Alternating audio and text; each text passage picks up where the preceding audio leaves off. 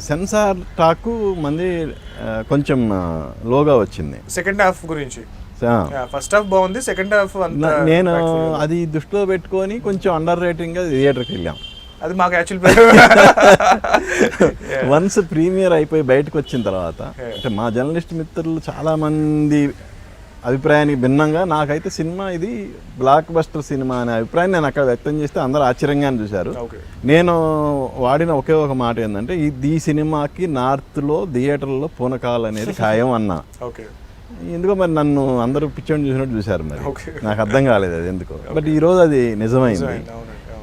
అది అంత రేంజ్కి వెళ్ళటానికి అయోధ్య అంశం ఏమన్నా ఎంతవరకు దోహదపడింది అంటే ఒక మీరు నిజంగా చూస్తే కనుక సినిమా బాగాలేదనుకోండి, సినిమాకి జనాలు సాటిస్ఫై అవ్వకపోతే కనుక అయోధ్య ఉన్నా ఏదున్నా సరే ఇంపాక్ట్ ఉండదు.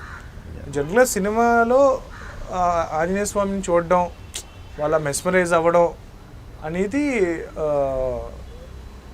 అంటే మీకు ఏదైతే అయోధ్య రామ మందిర్ ప్రాణప్రతిష్ఠ జరుగుతుందో నార్త్లో ఉన్నంత ఇక్కడ మన సౌత్లో అంత వైబ్ లేదు. ఇప్పుడు కొంతమంది డెఫినెట్గా ఎక్కువ రాముల వారిని పూజించే వాళ్ళు చేస్తున్నారు, కానీ నార్త్లో ఉన్నంత ఇక్కడ మన దగ్గర లేదు. బట్ మీరు చూస్తే కనుక నార్త్లో కన్నా సౌత్లోనే నెంబర్స్ చాలా ఎక్కువ ఉన్నాయి ఈ సినిమా. నెంబర్స్ ఎక్కువ ఉన్నాయి. ఈవెన్ మీకు సౌత్లో పర్టికులర్గా తెలుగు స్టేట్స్లో ప్రతి గ్రామంలో రామాలయం లేని ఊరు ఉండదు. అవును, అది ఒక్కసారిగా ఇప్పుడు ఊపందుకుంది. అవునవును. ఈ సినిమా ఏమైపోయిందంటే అండి, వాళ్ళకి ఈ ప్రాణ ప్రతిష్ఠ జరిగే ముందు హనుమంతుల వారు ఒకసారి అందరికీ కొంచెం వార్మప్ ఇచ్చినట్టు అయింది అనమాట. అందరినీ కొంచెం రెడీ చేశారు రాముల వారి ఆగమనానికి అన్నట్టు ఫీల్ అవుతున్నారు. ఈవెన్ కొంతమంది కామెంట్ ఏంటంటే హనుమాన్ సినిమాని హనుమంతుల వారే తీయించారేమో అనే కామెంట్స్ వచ్చినాయి. అది మీ దాకా వచ్చినాయా? 100% అండి. అంటే నేను అది ఒప్పుకుంటాను కూడా. ఏం జరిగింది అంటే, నాకు జోంబీ రిలీజ్ అయిన తర్వాత ఏ సినిమా చేద్దాం అని అనుకుంటున్నప్పుడు నేను ఫైనల్గా ఒక సూపర్ హీరో సినిమా చేద్దాం, హనుమాన్ మూవీ చేద్దాం, హనుమంతుల వారి పవర్స్ వస్తాయి అని చెప్పి స్టార్ట్ చేసుకుంటూ వెళ్ళిపోతున్నా. నాకు టీజర్ రిలీజ్ అయిన తర్వాత విపరీతమైన ఎప్పుడైతే హైప్ వచ్చిందో ఒక వ్యక్తి అన్నారు, ఇదంతా మీ గొప్పతనం అనుకుంటున్నావేమో, హనుమంతుల వారు చేయించుకుంటున్నారు నీతో ఈ సినిమా అని చెప్పి. ఇనీషియల్గా ఎలా అనిపిస్తుంది యాజ్ అ టెక్నీషియన్, ఓకే హనుమంతుల వారు ఓకే, బట్ నేను ఇంత కష్టపడుతున్నాను కదా, నేను చేయకుండా హనుమంతుల వారు చేశారంటారు ఏంటి అనుకున్నా. తర్వాత చూస్తే నేను వెనక్కి వెళ్ళి అలా ఒకరిద్దరు అనడం స్టార్ట్ చేశారు. సెకండ్ పర్సన్ అన్నారు, థర్డ్ పర్సన్ అన్నారు, ఆయనే మీతో సినిమా చేయించుకుంటున్నారు అన్నారు.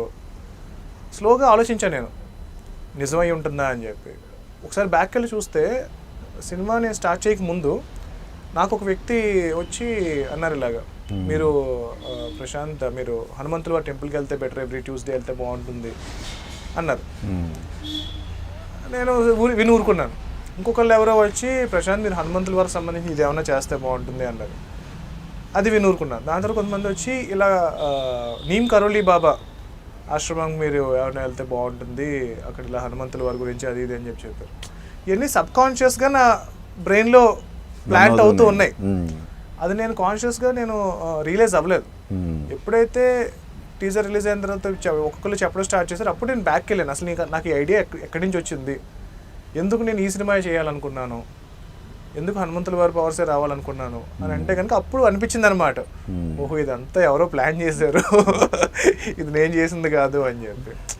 ఈవెన్ సినిమా రిలీజ్ అయిన రోజు కూడా ఇక్కడికి ఒక కోతి రావటం, అది దీని మీద యాక్చువల్లీ ఫోటో తీసింది ఈ పైన. అంటే అంత ముందు ఎప్పుడు ఇక్కడికి కోతి అనేది రాలేదా? మేబీ నేనైతే అసలు గుర్తులేదు, మేబీ వచ్చాయేమో కానీ నాకు గుర్తుండి ఎప్పుడు జరగలేదు. It's very coincidence. అది మేము చాలా సర్ప్రైజ్ అయ్యాం. నేను కూడా లేను ఆ రోజు, ఆఫీస్లో ఎవరో ఫోటో తీసి పంపించారు నాకు, ఇలా వచ్చింది సార్ అని చెప్పి.